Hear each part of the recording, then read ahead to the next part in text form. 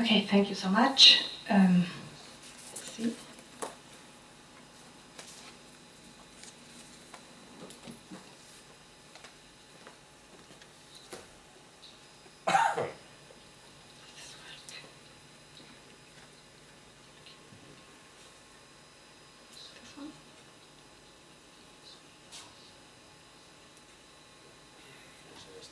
Stick.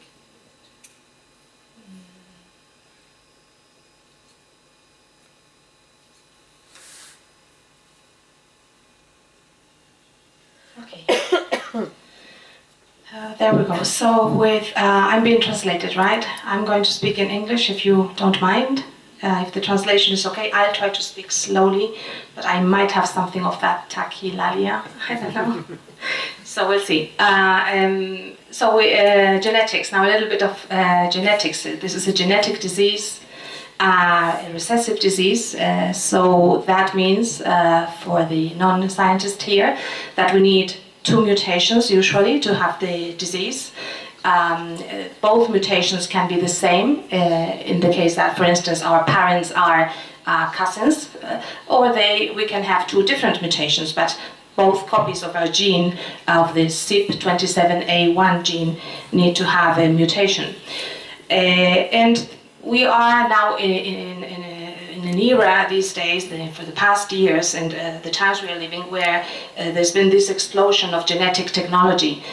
A few years ago, doing genetics was tough and slow, and getting a genetic analysis was costly and quite difficult.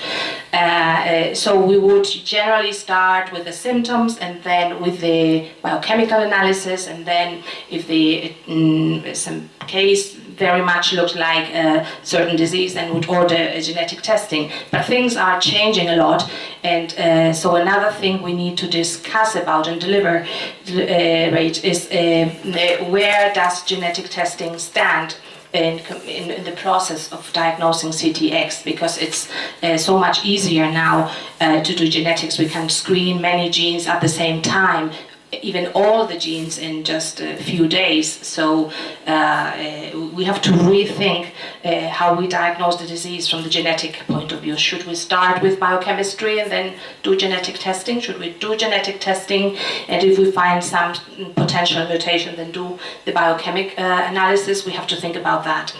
So in any case, the gene, this CYP27A1 gene, is not very large.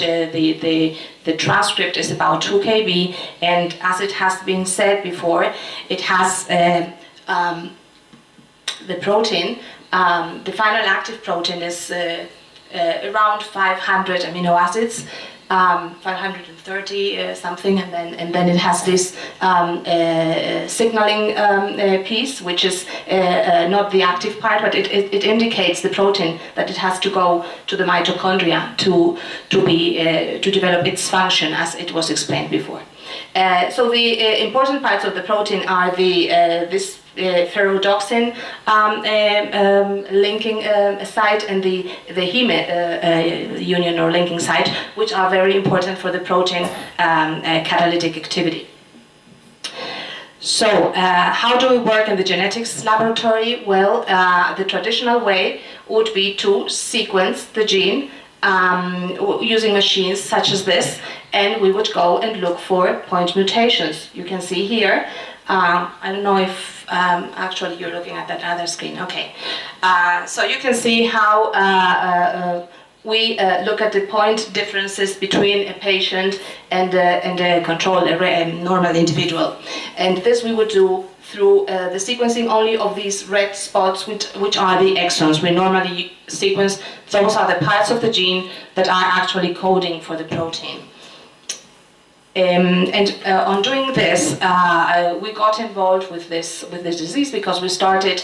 Well, there was some suspicion of some patients in Galicia, so someone asked us to do this genetic screening, and then Dr. Belén Pilo, who is somewhere sitting around there, started also from Madrid, getting interest in this disease, and we started a collaboration where we reviewed both clinically, and this was mostly Belén's work during a few years, and genetically. all the patients and families that we could identify in Spain.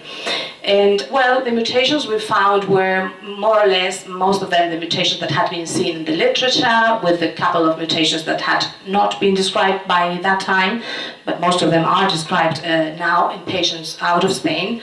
And basically, there were no surprises there. This gene can have different types of mutations, which means that we may need different techniques to look at them. We can find insertions or deletions. We can have splicing mutations, which means a mutation that affects the way these different red spots get together to make the final protein, the splicing of the gene. We can have missense mutations.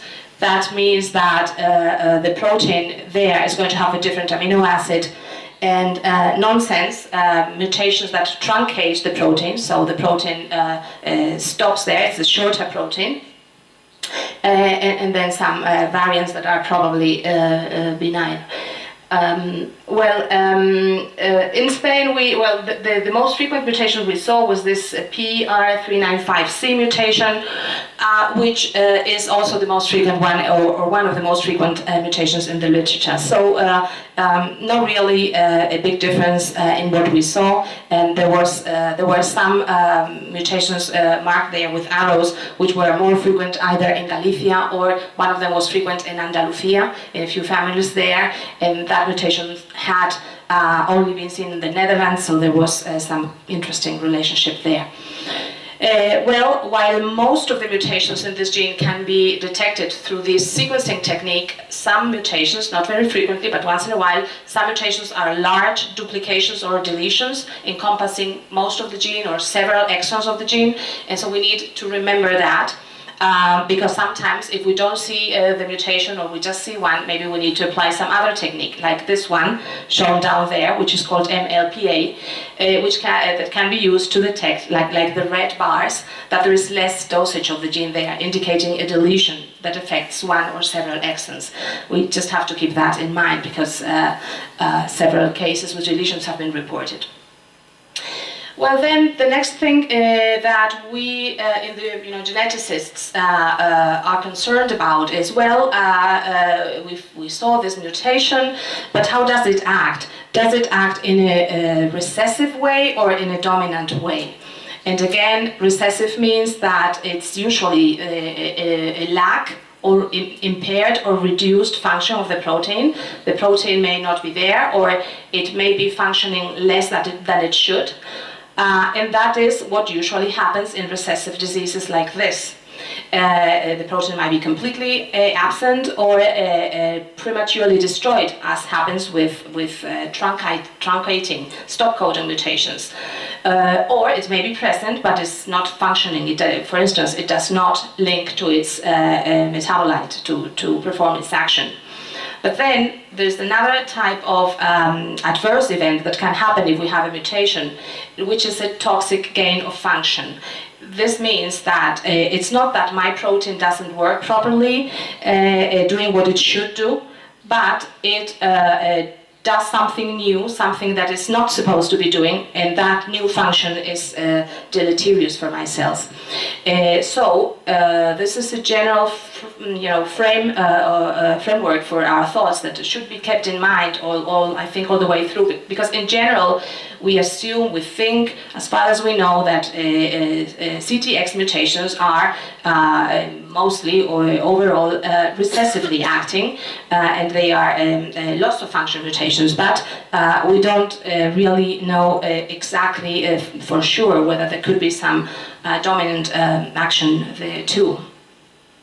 I don't know, but I think that's an open question too. But as far as we know, they are mostly loss of function mutations, and in fact, most of the known mutations have been proven to either produce less amount of protein or to produce a less active protein, like this experiment and this paper here, showing how most of the mutations do one thing or the other. Either they do have less protein, or they affect the binding of the protein and the catalytic activity. So we need functional experiments to prove this.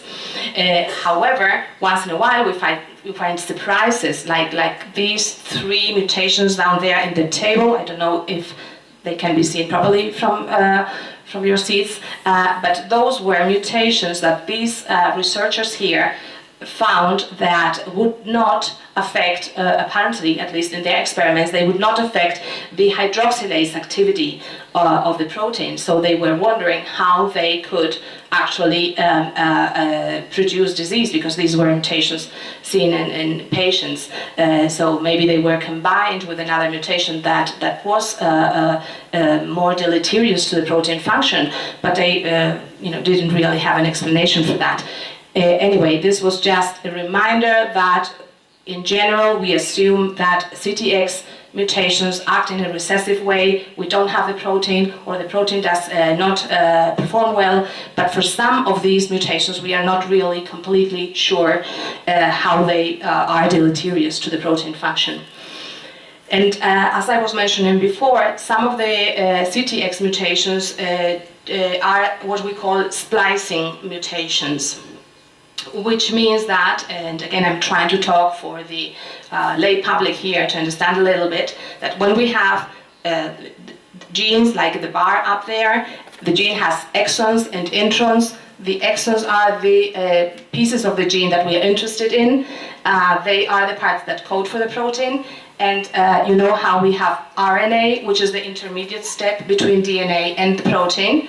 And during the synthesis of the protein from the gene, the RNA gets spliced so that the parts in between the exons get removed. Those are the introns, and we just have the exons at the end. Oh well,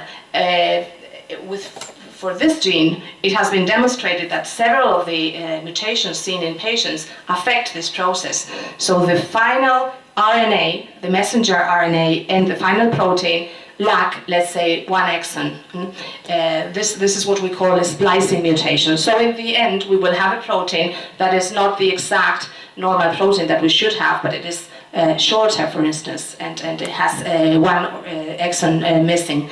This is just an example, and for CTX, for CYP27A1, these splicing mutations are common. We see them often. Some of the most frequent CTX mutations are splicing mutations, and they are usually situated flanking the exons. So this is one of them. And these authors also showed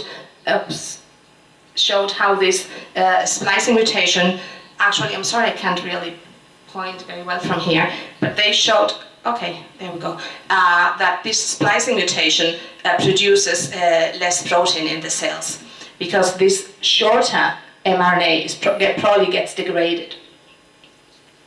It's also interesting to remember that not only mutations that are very close to the exons, but actually mutations that are within the exons can also affect splicing. Like this interesting example, this is a missense mutation, this arginine 362 serine, which is also a common or known mutation, it is reported several times. Well, this mutation changes the amino acid, so the protein, instead of an arginine, will have a serine there. However, this mutation can also affect splicing, as demonstrated in these experiments. So what I'm trying to say is that sometimes we should have an open mind as to how mutations act and not be oversimplistic. Maybe they can have different effects, reducing the amount of protein and at the same time having an effect on the active site, or even a dominant negative effect, because variants in the gene can have different molecular consequences.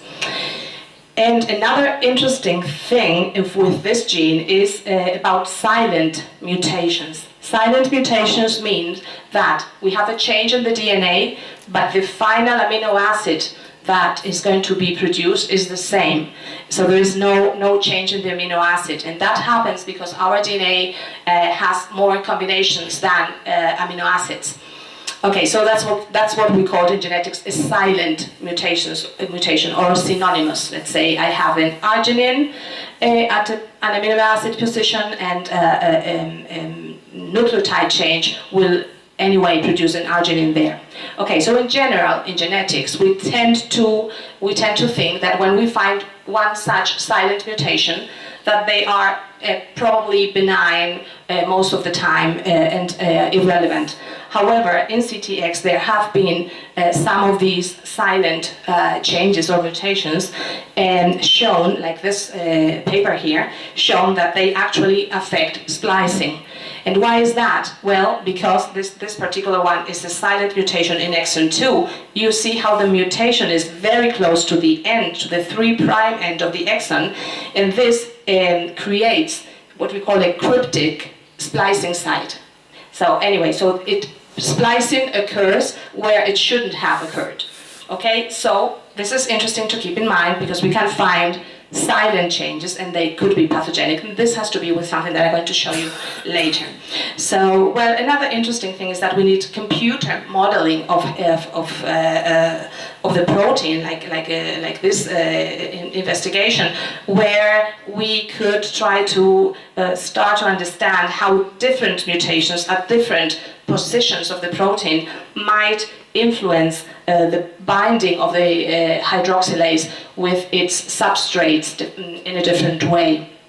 And this is what they saw here, that different positions of the protein, when you have a mutation there, might influence the binding to cholesterol or to some cholesterol derivative in a different way. What would we conclude from that? Well, that different mutations might act in a substrate-specific manner. So we might have one mutation that is more deleterious to the binding of cholesterol, but maybe another mutation doesn't affect binding of cholesterol that much, but affects the binding of another intermediate instead. And that also might explain some of the complicated to understand phenotype to genotype relationships. Well, I hope this table can more or less be seen from behind, and if not, I'm going to try to go over it a little bit, because these are our results from sequencing this gene in a series of patients with spastic paraplegia. We have been studying for the past years patients with genetically unknown causes of ataxia, spastic paraplegia, patients who don't have a diagnosis yet. And we've sequenced them for many genes using these new high-throughput technologies. And of course, we included the CTX gene among the genes we screened because we were aware of this disease. And in doing so, we saw these variants that are of some interest and that we haven't quite completely interpreted yet. And are an example of how difficult it's turning to interpret genetic findings. For instance, the first one up there, can you really see it? It's a synonymous mutation. It's an A3A, 34A change, so it does not change the amino acid. This one has not been observed in any database as far as we no, we didn't see this mutation reported in the literature or in databases these days. We are fortunate to have databases, international databases, where thousands of individuals from the normal population have been sequenced. So whenever we see a change, we go there and see whether this is something seen in the population. Well, it was not there, and it was not reported in the literature on CTX. And well, this variant was, which should be, I believe, in exon 2 of the gene.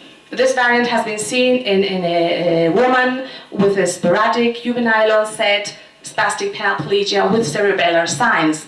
And so far, this person does not have a diagnosis. So the question is open. What should we do with this patient who has just one mutation in the CTX gene? We didn't see any other mutation, and this mutation is a synonymous change, just a it doesn't change the protein, doesn't look very exciting. So this is one of them. But then we go on and on with this type of difficulties interpreting the results. In yellow, I have highlighted the one patient that I'm more suspicious about. This, again, another woman who might have CTX, and this, I think, is the first one we should go and check metabolically, but we haven't yet. Well, this person is the only one for whom we saw 2 mutations. One of them is a non-synonymous change down there, which also has not been seen in any other patient that we are aware of. And it is, however, the problem is that this change is present in databases, but very rarely. It's seen in about 0.2% of the general population, so it's a very rare mutation. And then the other puzzling data are that when we go to bioinformatic programs that can do predictions on mutations, there's several programs say this should be benign and probably not deleterious, but well, we don't really trust these programs very much. So anyway, so this person who has another infantile onset, complicated spastic paraplegia with epilepsy and cerebellar signs. It's not our direct patient, so I'm not aware that she had cataracts or anything, but we should check that. And she has it in combination with a silent mutation, the Q296Q, which we believe is a benign polymorphism. We see this variant, as you can see there, in 1, 2, 3, 4 cases out of 100. So it's relatively common. This synonymous change is relatively common, but not very common. And it's also between 0.5 and 2% in the general population in the databases. So we don't know. It might be that this synonymous change, as I showed you before, has some deleterious effect together with this non-synonymous change, and maybe this person actually has CTX. So I'm quite actually a little bit worried about how we can speed up to find this out. And then I would also like to mention this P384L mutation. We were talking about this over the lunch before. This variant has been found in the Netherlands in several families, and we actually had also seen it in just one case a couple of years ago, and were convinced until now that this was a pathogenic change. Well, it probably is, but I'm not so 100% sure anymore, because I think it's like too frequent to be really causative. We saw it again in four of these cases, including some patients that have other definitive genetic diagnosis. So anyway. So there it is. So it might be this P384L mutation. It might be causing the disease in some CTX patients, but just randomly seen in patients with other diagnosis, of course. Or it may be contributing to the phenotype. It may modify the phenotype in a patient who has, for instance, SPG8 or SPG31. So these are the difficulties of genetics these days. To interpret all these variants is becoming quite complicated. And this brings us to the next point I want to make, which is the need of curated databases. Because this curated specific databases, because we have large-scale databases where the researchers, we all just dump our results there, and they are very useful if you want to look just whether something that you saw has been seen before. But there is a great need for databases that are in-depth, highly, with high expertise curated databases. And so I'm asking here that one of the goals of this group should be to take care that we have such database, because then all these pieces of information that usually do not get into the literature, because if I saw a synonymous variant or a non-synonymous variant in a patient that I dismissed because the patient had something else, who else is going to know about that? And maybe it's useful to interpret the results for other patients unless we have a database, because the literature is more and more having information on new patients, new families, and new mutations, and it's impossible for a given laboratory, whenever you find a variant, to review all the literature and to see whether that has been observed before. So we started, after Belen Pilo's PhD work, we decided that we should put those data in a database. That's what we did. And it's open, so you probably know it, and if not, you're welcome to go there. We use the LOVD software developed in Leiden. And we built the CTX database. These type of databases are intended to have the mutations organized in some manner that anyone can check whether the change they saw in their patients has been reported before, with some summary information. It's not very much in depth, this one. We didn't have really time or resources to put all the clinical information there at that time, but it's still there. Then you can zoom into, let's say you are interested in this PR395 mutation. There's another little window that displays the individuals with all the individuals with this variant. So it's very nice and useful. But as all databases, it needs updating work. That's the problem. We haven't worked on this for over 1 year, because this is work that a postdoc does, or a master's student. Then when the student goes, the database is unfortunately is not updated, and I don't think we are going to be able to take care of them if we don't get funds to be able to hire people to take care of it. The other thing we can do from these databases is to link the variant list with genome browsers like the UCSC genome browser, so that you can actually see a given mutation of your interest, where it is in the genome, and you can zoom in and exploit more. Here's one of the deletions that has been reported. And so these are all the mutations in the database visualized through this UCSC browser. So it's a nice tool, very useful. And it also allows to do statistics like this, to ask the question very quickly, how many do I have in each exon, and how many mutations of each type do we have? So it's a very useful tool, but it needs collaborative work to be kept.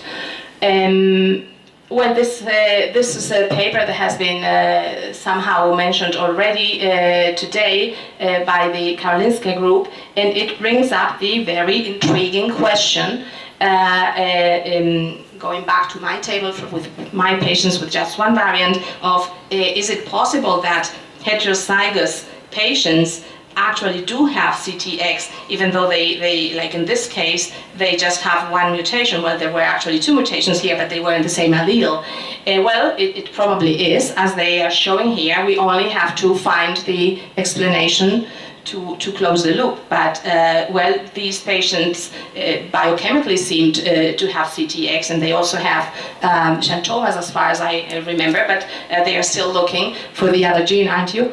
So maybe we can sequence the patient, we'll see. But anyway, so questions like these are open, and we need these curated databases to be able to have this information there. And in the end, as we accumulate data, we will be able to make more sense of the data and interpret them. And these databases should help us not only to interpret our any specific variant and decide whether this is the cause of the disease in this patient, or I should look for something else, but also to do what you always hear us about, to understand the genotype to phenotype relationship. Why do some patients have more severe disease and other patients have a different combination of symptoms? And to really understand in depth this relationship is very important. It's not just about describing patients, it's not just an academic work. It's very important to understand what could be the potential mechanism, and why this mutation compared to this other one has or does not have xanthomas, and maybe that understanding can give us clues as to how to treat patients. So it's really an important endeavor. But the challenges for that endeavor are this need for a systematic, standardized approach, and for pooling and sharing data, phenotype, clinical data, and genetic data. So that's why we are here. I think this is one of my main messages. Both clinical repositories and registries, together with mutation databases are necessary. And to do that, such repositories and such databases might contain information such as the one collected in Dr. Pilo's PhD work, which I'm going to show 2 or 3 slides coming out of her work. But, well, part of the information is where are the patients? And these circles indicated at that time about the around 20 families that she had identified were from these locations in Spain. So this is information that may be very useful to identify, okay, there's a mutation here that has been